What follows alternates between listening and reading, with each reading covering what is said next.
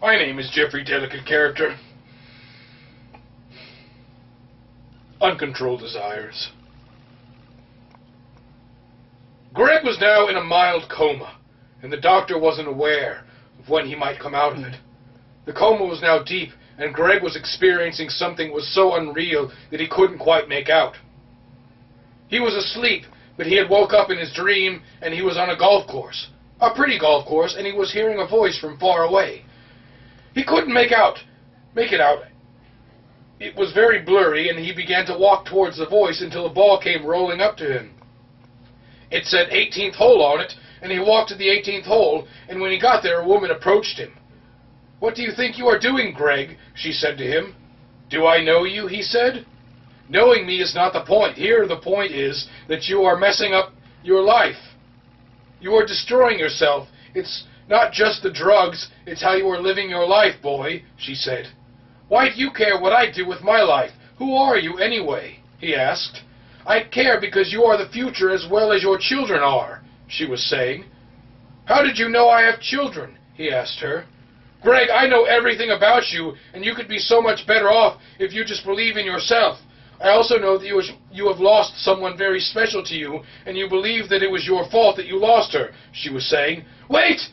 How did you know about that?" he asked. "Like I said, I know everything, my child," she was saying. Meanwhile, the doctors were looking at Greg and noticing some changes in the monitors, and they couldn't understand what was going on with him. The doctor was talking with his family and friends about his condition when his heartbeat began to increase. Greg was still in the coma and talking with that mysterious lady. "Why do you look so familiar to me? Do I know you somehow?" he asked her. "Yes, you know me, but we have never met, I'm afraid to say. Greg, I am your mother, and I am here to tell you to change your life before it's too late," she said to him. "You're my mother? Am I dead?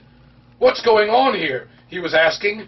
"No, you are alive, but you are dying as you live your life, Greg. You need to change your life and do what is right, not what is wrong," she said.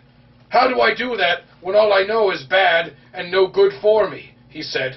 "Just trust your heart, and you will do what is right once you wake up from this deep sleep you're in," she said. "Look, I know that you think that it was your fault that I had died, but son, it wasn't your fault at all. I was too small to carry you, and I had some complications, and well, it was just my time to go home. I thought that it was me who caused you to die, and I have been living with it all my life.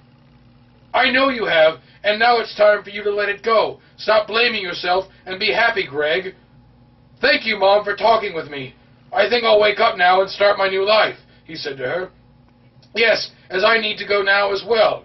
Before I leave, I want you to know that I will always love you, my son," she said to him. "I love you too, Mom. Bye," he said. "Bye, my son," she said to him. Greg began to wake up, and the monitors went off, and the doctors went to check on him.